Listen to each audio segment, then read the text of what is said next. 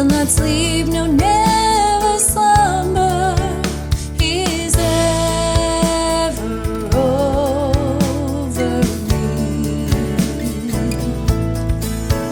As I come and I go, I am safe, for I know that His care is sufficient for me.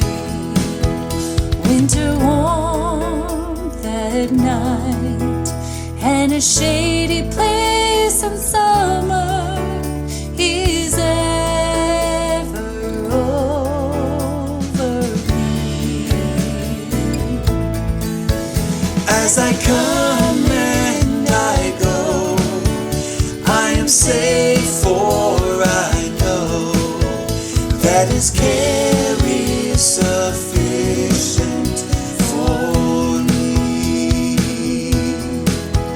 Winter warmth at night and a shady place in summer, He's ever over me.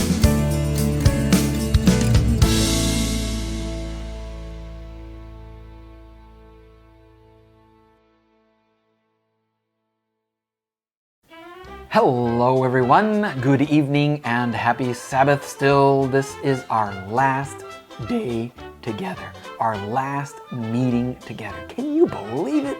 Man, the time has gone by so fast. I've had so much fun hanging out with you guys, telling you guys stories, looking at all these cool animals and all these little details, and of course, learning about how living for God is an incredible and amazing adventure. I sure wish I could have been there in person, and this being our last day together is sure kind of sad. Of course, I hope you guys have had a lot of fun with me, and you've learned a lot, and that you have been blessed. And of course, my wish more than anything is that you have a tight, close relationship with God always. Hopefully, maybe in the near future, we can do this all in person. But of course, we do this safely, virtually, right now. Of course, as we get ready to start off our final time together, we always go to a hidden animal challenge. One last hidden animal. I know you guys have gotten a lot of these. Some of them have been really hard. Let's see how you guys do on this last one. Are you ready? Yes, you are. Here it is. Okay. I see a lot of nice birch trees. I'll give you a few seconds to see if you can spot the animal. It is there, hidden in plain sight. Pretty hard to find. Maybe some of you guys have found it already. What do you think? Were you able to spot it? Anybody found it? Okay, time to reveal the answer. Hidden in that picture was a wolf. Yeah, here it is again. See him right there, right next to the tree, a wolf. Wow, that was sneaky.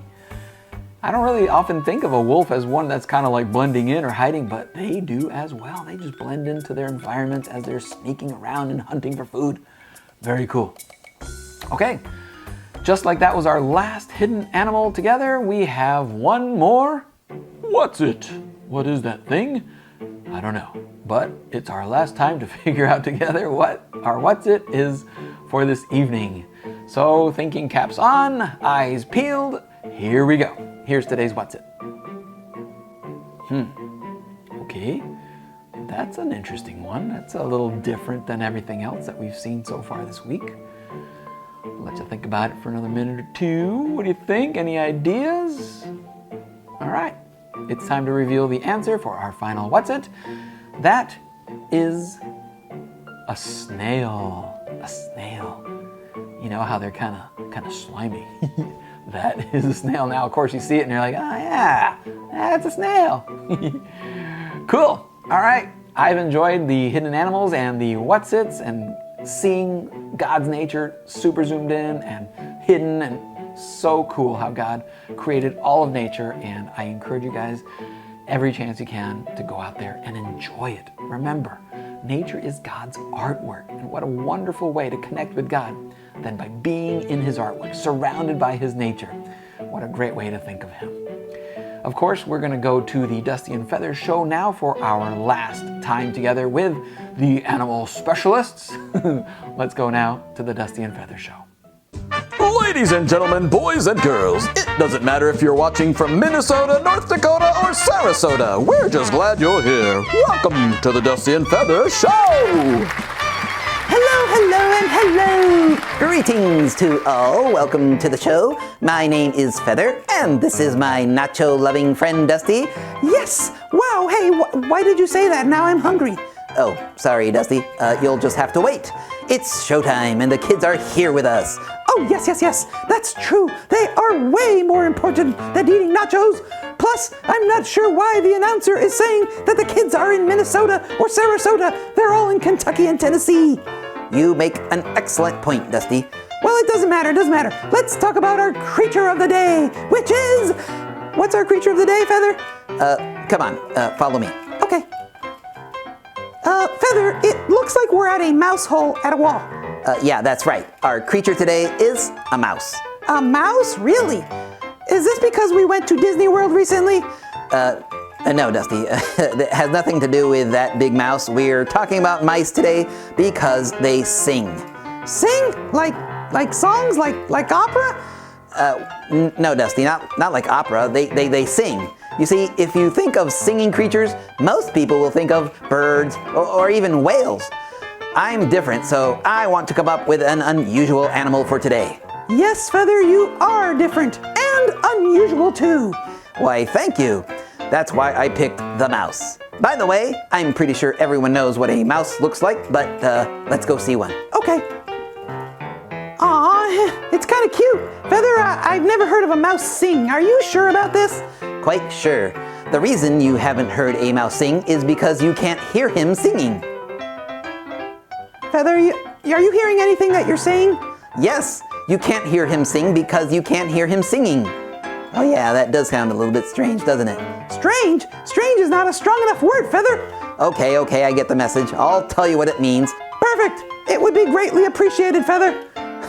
Mice actually sing, but since they sing at a much higher sonic range, human ears can't hear them, but other mice can. Wait a second. So they can sing, but no one else can hear? Except other mice. Except other mice. Well, that's awesome.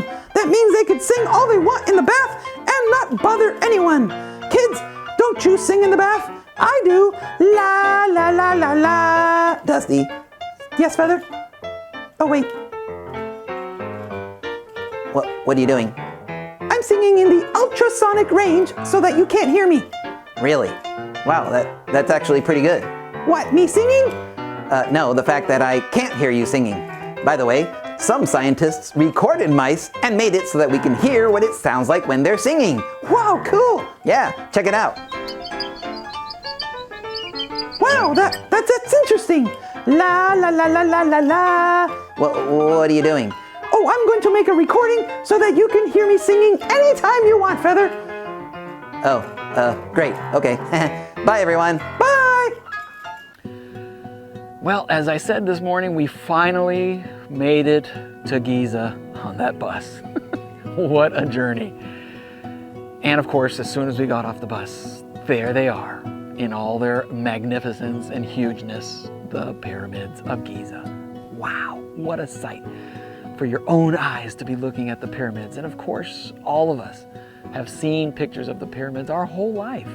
And it is amazing to finally actually stand there before them. The problem is, where we got off, we were still at the edge of the city. The desert kind of started up ahead, and then there was this big slope up the dune. And up there was the flat part of the desert, and that's where the pyramids were. So we could see them, but it wasn't a great view of the pyramids. And we had this idea that we needed to see the pyramids from this classic view that, all the picture books always have of the pyramids, which is the view of the pyramids apparently from behind, where you can see the big three pyramids in the background and the three little ones in the foreground. And that is what we wanted to go see and take a picture there. So we're sitting there like, okay, how are we going to do this? Where do we walk around the pyramids? That's like miles and miles and miles. We're trying to figure all this out. We're sitting there talking and discussing, when all of a sudden this little Egyptian dude walks up to us. And I think he just kind of figured out that we spoke English. He must have been listening to us, and it's amazing because these guys speak like every language. So he comes up to us in his broken English. He's like, "Hello, America, come. Very good. Tour. Take tour. Go see pyramids. Come." And we're like, "Oh, yeah, yeah." And then he said, "Go on camel. Go on camel. Very good." And we're like, "Whoa, wait a second. Did he say go see the pyramids by camel? Oh, that sounds awesome. That sounds epic." Yeah. So we followed him. He took us around the corner, and sure enough, he had this, little place there, a little stable, and there was a bunch of camels there, and we're like, this sounds cool. And we explained to him what we wanted to do and the picture that we wanted to see. And sure enough, he kind of explained to us that spot that we wanted to take the picture, you had to go deep into the desert and approach the pyramids from behind. And he's like, "I can take you there, very good." So we, talked about money. It was very affordable. And we're like, "Yeah, let's do this." So we each got our camel, and, they bring them down and they get you back up again. And he tied our 4 camels in a row. And then he was at the beginning of our caravan on a donkey. And he led us up the dune into the desert. It was so cool because after like the first 10 minutes, it's like you left everything behind. Because once you got over that ridge, you couldn't even see the city anymore. You were just out in the desert. It was amazing and desolate, and there was nobody out there. We went in the month of February, and I don't know what the deal is, but the whole time we were there, we never saw any other tourists. It was like literally us. So we're in this desert all by ourselves, tons of room, no sound, nothing, just desert. Of course, we're seeing the pyramids, and we know that we're trying to get around them. We just didn't know how long it was going to take, but we were at it for like an hour, just trekking along the edges of the pyramids, trying to get around them so that we can come around to the back to take the picture. Like I said, an hour had gone by. We had not seen a single person the entire time, just kind of trudging along on our camels. Of course, me and my buddies were just talking and taking pictures and goofing off and just enjoying the ride, enjoying the scenery, with, just out in the middle of the Egyptian desert with pyramids. When all of a sudden, off in the distance, straight in front of us, we see the figure of a person. And we're like, "Look, there's somebody else out here." And of course, we're like, "I wonder if he's in trouble or is he lost or, what's going on?"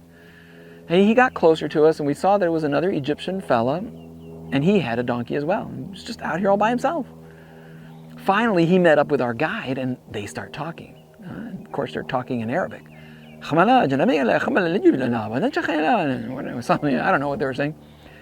And, they keep pointing at us, and they keep talking, and we didn't know what was going on. Finally, our guide tells them to come back and talk to us. And so he comes back, and he stands like right there so that all 4 of us could see him. And he starts talking to us, but in Arabic. And we're like, we don't speak Arabic. We do that universal "I don't know" sign. Sorry. And he kept talking, and he kept trying to tell us something. We just couldn't understand what he was saying. We eventually figured out that he was trying to sell us something because he kept pointing to this big leather bag on his donkey. And we're like, "Dude, we don't know what you have. We don't know what you're selling. We don't know what you're talking about. We can't understand you." Finally, he decides to show us what he's selling. So he reaches his hand into, lifts the flap, reaches his hand into the bag, and he's grabbing around in there, and he finally pulls out and shows us what he's selling. And you will never guess in a million years what he pulled out, because I was shocked. All 4 of us were shocked at what he pulled out. He pulls out and holds up in our face a bottle of Coca-Cola. Ice cold Coca-Cola, with all the little sweat beads on there and everything. And he had a whole bunch of different varieties of pop and sodas and soft drinks. And we're like, "Dude, the guy is out here all alone in the middle of the desert selling pop." And of course, it was like 75 cents or something. And we're like, "Yeah, we'll have some refreshing in the middle of the desert. We happen to be very thirsty and parched." And there we are in the middle of the desert drinking these beautifully cold, refreshing drinks with this one guy selling for Coca-Cola. And I'm like, you know what? That's actually quite amazing. And I'm not here to say Coca-Cola is an amazing company or whatever, but I have to admit, it's impressive that Coca-Cola is everywhere. I mean, think about it. Where have you ever gone where there's not somebody selling Coca-Cola? Because even in the middle of the desert, Coca-Cola had this little guy selling to some person that might walk by. Here's what I want to challenge you with. Although Coca-Cola is doing a great job telling the world their message, don't we as Christians also have a message that we want the whole world to know? We do. And it's actually our job to tell them. God has asked us to share the good news with everyone in the world, which means we could do a better job than even Coca-Cola, to work together to let the whole world know the good news about Jesus and his second coming and how much he loves us. Here's my question to you. Will you accept that challenge? Doesn't mean you have to go halfway across the world to tell somebody about Jesus. It just means that you'll tell anybody that you come in contact with about Jesus. Because if we all do that and we all work together, we'll be able to reach everyone. Leads me to my verse for today, our final verse for the week. It's Mark 16:15. And he told them, go into all the world and preach the good news to everyone. That speaks for itself. It's our number one job to go, to love, to teach, and to let them know the great news about Jesus. Will you join me? I'm doing everything I can to do that, but let's all work together and work with this common goal. Let's pray together. Dear Lord, thank you so much for this amazing week of prayer time. Dear Lord, thank you so much for this amazing camp meeting time here in Kentucky, Tennessee. Lord, we've spent a lot of time talking about what a great adventure it is to live for you. The examples and the advice and the promises that you give us in the Bible are amazing. But the one that we're talking about today really sums it up, Lord, how you've asked us to go into the world and to help everyone know about you. Help us to do that, Lord. Help us to know how to do that, who to talk to, what technology we should use. Help us to just be focused on that. We love you so much, Father. In your beautiful name I pray. Amen. Well, it's hard to believe that camp meeting is over. I have really had an amazing time spending these days sharing stories about how living for God is the greatest adventure. You know, sometimes we're going to see those roadblocks. Sometimes it's not going to be easy. But it is true that when you make God number one in your life, it is going to be an amazing experience. And the way that it ends is amazing because we will all be reunited together to be with God in heaven. I can't wait to be there. I can't wait. I want to see you there too. I don't know if we'll be able to see each other in person between now and then. I hope so. But in the meantime, if we don't, stay close to God always. Love him with all your heart and share him everywhere you go. Thanks for listening. May God bless you. Take care.